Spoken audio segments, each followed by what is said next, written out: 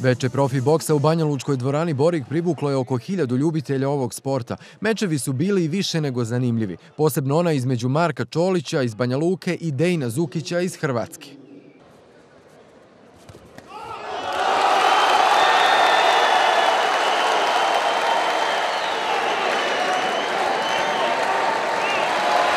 Nisam očekivao da će ovako kratko da traje, zašto u Slanisku sam borac iz Hrvatske, jedan od boljih boraca, ali eto kažem, dobra mi je taktika bila, da kažem, dobri su treninzi bili, mislim, sreća, hvala dragom Bogu što je sreća na mojoj strani, da je meč završen nokauta kako je i dobro. Je li to najdraže kada završiš nokautom?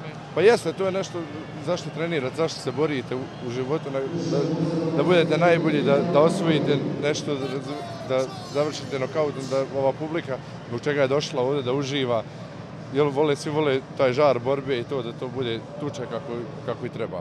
Marko je zadovoljan rezultatima koje je do sada ostvario. Baviti se bilo čime na Balkanu nije lako, pa tako ni boksom.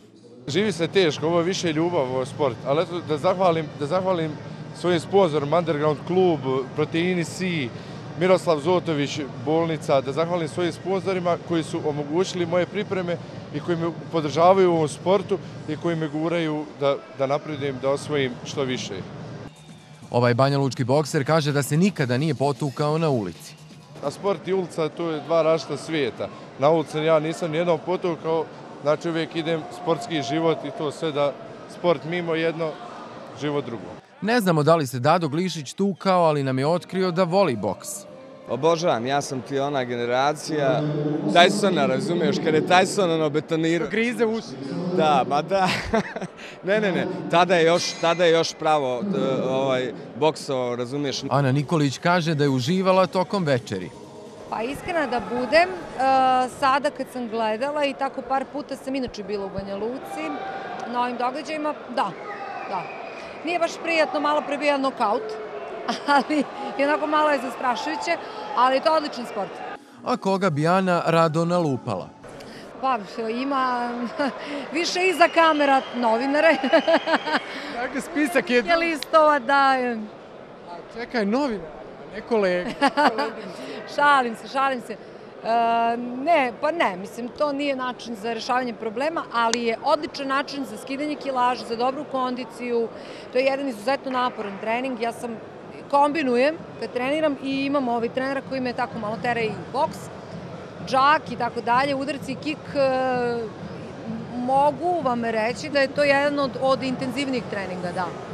Dakle, treniraš? Da, konstantno. Ja muko mučiš sa kilažom ili... Pa kao i sve žene, uvek može to bolje, nikad nisam zadovoljna, a s godinama sve teže, a hedonizam uzima maha, tako da nije lako. Pjevačica je u Banja Luku došla na poziv Milorada Dodika. Ja sam ovde kao prijatelj, u svojstvu tom sam da podržim predsjednika Dodika, zato što je on glavni organizator i grad Banja Luka, pokrovitelj ovog događaja, tako da sam je ovde došla isključivo kao prijatelj da podržimo sportski događaj. Kurir je nedavno pisao kako se u porodici Dodik priprema svadba. Navodno se Igor, sin Milorada Dodika, ovog ljeta ženi svojom dugogodišnjom djevojkom iz Beograda. Da nećeš možda pjevati na svadbi kod njegovog sina? Pa ne znam. Još uvek nemam tu informaciju. Ali to je sjajni povod za druženje. Evo, možda smo završili i tezgu. Pjevačica iz Paraćina nema problema sa avionima za razliku od mnogih. Nemam strah od aviona. Ja sam toliko često u avionu da mi je to postala neka rutina i najnormalnija stvar. I iskreno da budem zaspim još na pisti pre nego poletimo i budim se kad sletimo. To je jedino vreme kada me niko ne zove, niko od mene ništa ne traži i vreme kad ja spavam. Nasilje nad ženama čini se ne prestaje. Bokser Marko Čolić bio je dio kampanje Stop nasilju nad ženama. Ja nemam riječ za te ljude.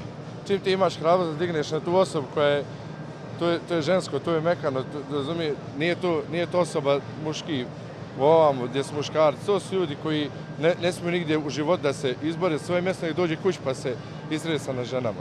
Trpe svi, ne samo žene. Ja sam uvijek na strani žena, ali trpe svi, vjerujem. Sve je to linčovanje.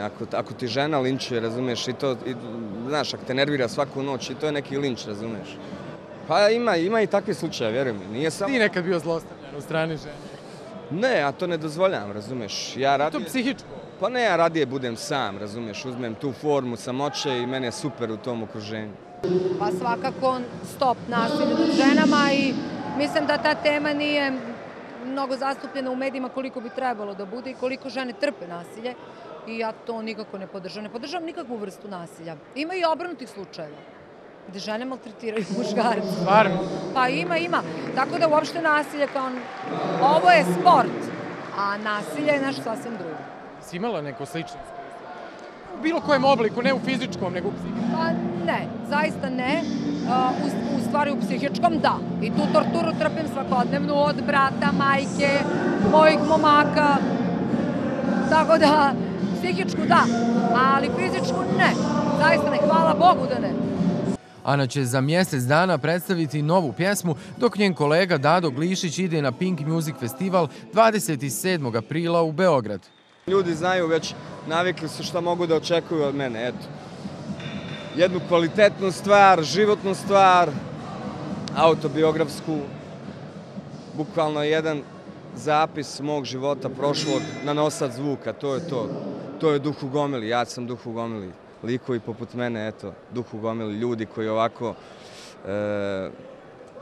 ne nailaze na shvatanje određenih ljudi. Glavni meč između Gorana Delića i Mađara Petera Erdoša završen je u Delićevu korist. Veče profi boksa održano je u okviru obilježavanja Dana grada.